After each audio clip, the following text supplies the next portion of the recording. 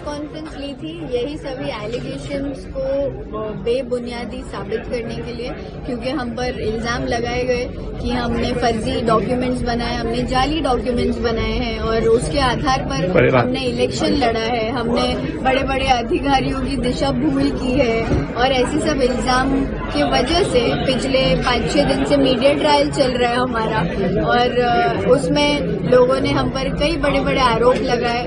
हमको not reachable करार दिया, हमको फरार करार दिया कि हम भाग गए हैं। तो ऐसे सब एलिगेशन जब लगते हैं और आप जब खुद पर्सनली ग्राउंड लेवल पर SIR का काम कर रहे हो, RTE का काम कर रहे हो, TMC हॉस्पिटल में विजिट्स कर रहे हो, पर्सनली जब आप ये सब कर रहे हो लेकिन मीडिया पे आपके बारे में ये सब चलाया जा रहा है, तो कहीं ना कहीं आप एज अ ह्यूमन पहले तो शॉक में रहते हो कि ये सब कैसे, क्या हो रहा है, क्यों हो रहा है, झूठ कैसे फैलाया जा रहा है। तो वो शॉक को अब्जॉर्ब करने में 1-2 दिन लगता है और फिर उसके बाद में, क्योंकि हम संविधान को मानने वाले लोग हैं, हम देश के न्याय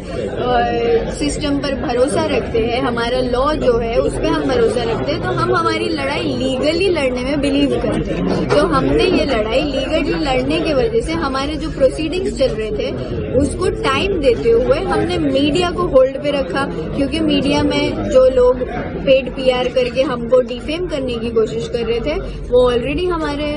न्यूज मीडिया में चला रहे थे। तो आज ये कॉन्फ्रेंस बहुत जरूरी थी लोगों को गलत साबित करने के लिए, जो हमने आज इसलिए ली है। एक आखिरी सवाल, सदर शेख का नगर सेवक पद धोखे में, ऐसी टैगलाइन चलाई गई, क्या सदर शेख का सच्ची में नगर सेवक पद धोखे में आ सकता है या आपके पास सच्ची में कास्ट सर्टिफिकेट के जो डॉक्यूमेंट जो जरूरी थे वो आप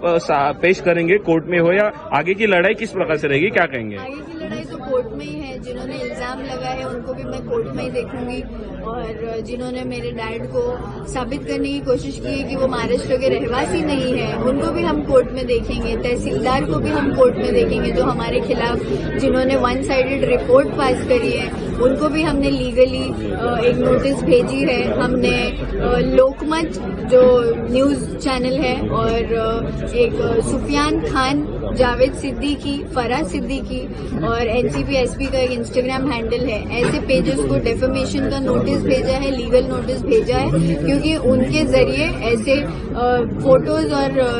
बैनर्स चलाए गए जिसपे मेरे फोटोज यूज किए गए और जो कि क्लियरली एक पॉलिटिकल प्रोपेगेंडा है। ये लोगों को दिख रहा है, ये इलेक्शन जीतने के बाद की जो इनसे हार बर्दाश्त नहीं हुई है इनकी, इसीलिए इन्होंने ये मीडिया प्रोपेगेंडा करके हमको डिफेम करने की कोशिश की है, तो इनको लीगली जवाब दिया जाएगा।